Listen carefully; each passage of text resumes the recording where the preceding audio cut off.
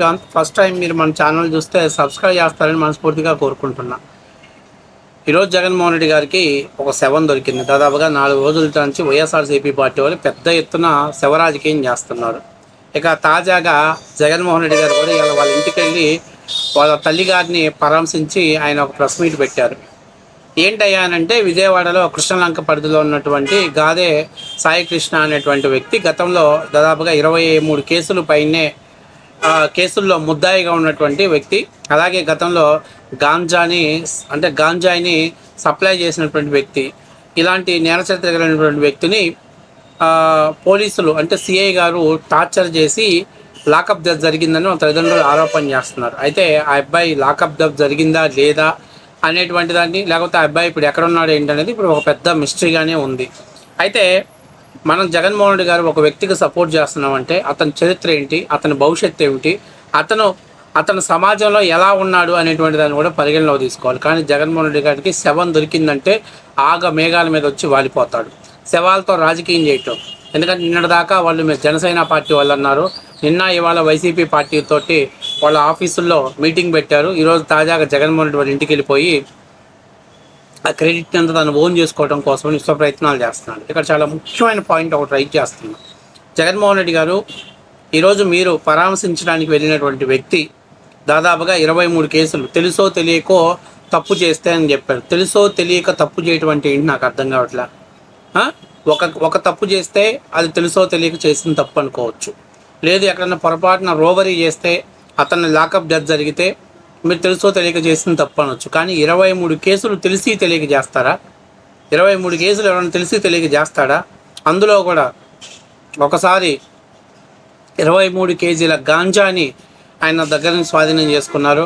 ఒకసారి 5 కేజీల 345 గ్రాముల గాంజాని అతని దగ్గర నుంచి స్వాధీనం చేసుకున్నారు. అంటే డ్రగ్స్ని, అట్లాగే దొమ్మిల్ని, రోబరీని, అలాగే ఫోక్సో కేసుల్ని, అలాగే భౌతికంగా దాడులు చేయడంలో కీలక పాత్ర పోషించినటువంటి అన్నింటిలో కూడా ఆరోపణలు ఎదుర్కొంటున్నటువంటి వ్యక్తి తెలుసో తెలియక తప్పు చేస్తే అనే పదం ఎంతవరకు కరెక్ట్ అనేది మీరు ఆత్మవిమర్శ చేసుకోవాలి. బహుశా మీతో అతన్ని కంపేర్ చేసుకున్నప్పుడు నిజంగానే తెలుసో తెలియక తప్పు చేశారని అనుకోవడంలో మీ స్థాయిలో ఇమాజినేషన్ చేసుకోవడంలో తప్పులేదు. ఎందుకంటే మన నేర చరిత్ర చాలా ఘనమైంది కదా.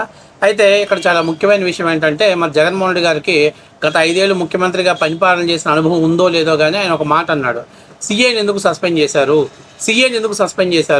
సీఏని సస్పెండ్ చేశారంటే నేరం ఒప్పుకున్నట్టే కదా ప్రభుత్వం అని చెప్పేసి అని మాట్లాడుతున్నాడు. ఇక్కడ చాలా ముఖ్యమైన విషయం ఏదైతే బాధితుడి యొక్క తల్లి వాళ్ళ మామ సిఐ నాగరాజే మా అబ్బాయిని ఏదో చేశాడు, మా అబ్బాయిని మాకు అప్పచెప్పండి అని చెప్పేసి వాళ్ళు ఆయన్ని విక్టిమ్గా చెప్పారు. కాబట్టి ఏదైతే నేర ఆరోపణ ఎదుర్కొంటున్నటువంటి వ్యక్తి డ్యూటీలో ఉంటే సక్రమంగా పనులు జరగవు కాబట్టి అందుకని రాష్ట్ర ప్రభుత్వం అతన్ని వీఆర్కి పంపించింది.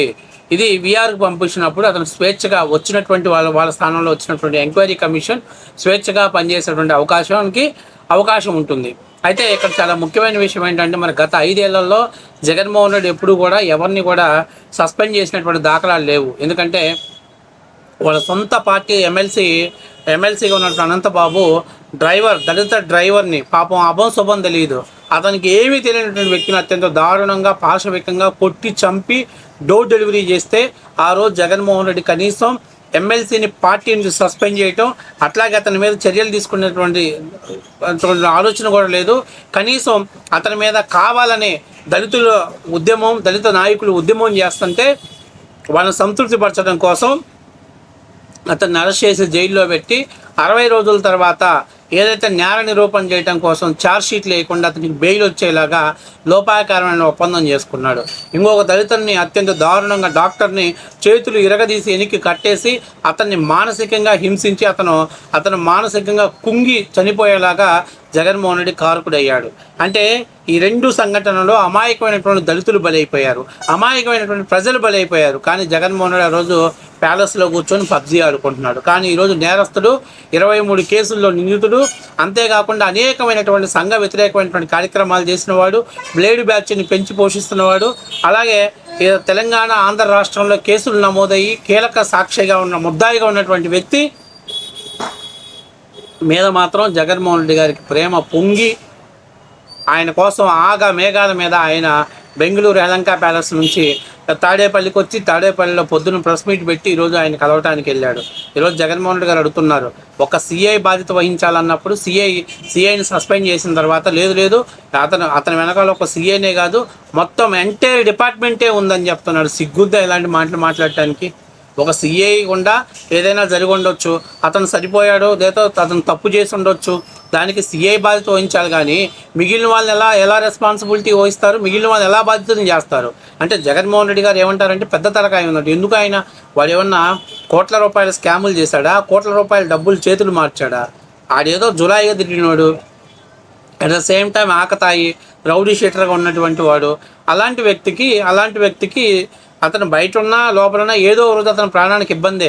కాకపోతే ప్రస్తుత పరిస్థితుల్లో అది ఏది ఏమైనా ఒక వ్యక్తిని జైలు శిక్షలో ఉరిశిక్ష పడినా కూడా అతని చివరి కోరిక తీర్చిన తర్వాతనే ఉరిదీస్తారు. కాకపోతే ఇప్పుడున్న పరిస్థితుల్లో పోలీసు వ్యవస్థల్లో కూడా కొంచెం మార్పులు రావాల్సిన బాధ్యత ఉంది. ఖచ్చితంగా ఈరోజు జరిగినప్పుడు సంఘటన పోలీసులు కూడా కొంత కనువిప్పు కలిగింది. అయితే ఇక్కడ చాలా ముఖ్యమైన విషయం ఏంటంటే, మరి ఇతని చేతులు హత్యకు గురి కాబడినటువంటి జగ్గయ్యపేటలో ఉన్నటువంటి వ్యక్తి కావచ్చు, లేకపోతే గాయపడినటువంటి బాధితులు కానీ, మరి వీళ్ళందరికీ జగన్మోహన్ రెడ్డి ఇళ్ళకెళ్ళి ఏం సమాధానం చెప్పాలి.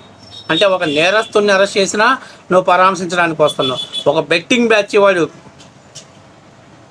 చనిపోయినా నువ్వు పరామర్శించడానికి వస్తున్నావు, అలాగే ఒక గాంజాతోటి రోడ్లు ఆకతాయిగా ఉండి రౌడీ షీటర్లుగా ఉంటూ ప్రజలను ఇబ్బంది పెట్టే వాళ్ళని పనిష్ చేసినా నువ్వు పరామర్శ యాత్రకు వస్తున్నావు. అసలు అది వైఎస్ఆర్సీపీ పార్టీనా వైఎస్ఆర్ క్రిమినల్ పార్టీనా అనేది మీరు అర్థం చేసుకోవాలి. అంతేకాకుండా ఆయన మాట్లాడుతున్నాడు, రేపు నేను అధికారంలోకి వస్తే సీఏని వదిలిపెట్టినాను. అరే బాబు, రేపు అధికారంలోకి వస్తే సీఏని వదిలిపెట్టడం కాదు, నిన్న నువ్వు అధికారంలో తెచ్చిన దళితుల్ని డోర్ డెలివరీ చేసిన వాళ్ళని ఏం చేసావు, దళితులకు శిరోమండనాలు చేసిన వాళ్ళని ఏం చేసావు, మాస్క్ అడిగిన పాపానికి చీరాల్లో కిరణ్ అనేటువంటి దళిత యువకుడిని అతన్ని ఆయపట్టు మీద అంతే ప్రాణాలు కోల్పోతే ఆ సీఐని ఏం చేసావు? నువ్వు అధికారంలో ఉన్నప్పుడే పోలీసు వాళ్ళని ఏం పీకలేకపోయావు, ఇలా ప్రత్యేకంగా మళ్ళీ వచ్చి ఏం పీకుతావు? కాకపోతే ఒకటి, బాధిత కుటుంబాలకు న్యాయం చేయమనడంలో తప్పులేదు, సంబంధిత వ్యక్తి తప్పు చేస్తే పని చేయమంటంలో తప్పులేదు. కానీ దాన్ని ప్రభుత్వానికి ఆపాదించి ప్రభుత్వం ఏదో ఈ గద్దె సాయికృష్ణ మీద ఏదో ఫోకస్ చేసిందని, ఏదో హత్య చేయాలనుకుంటుందని అని అనుకోవటం కరెక్ట్ పద్ధతి కాదు. అది చాలా అమానుషమైన సంఘటన.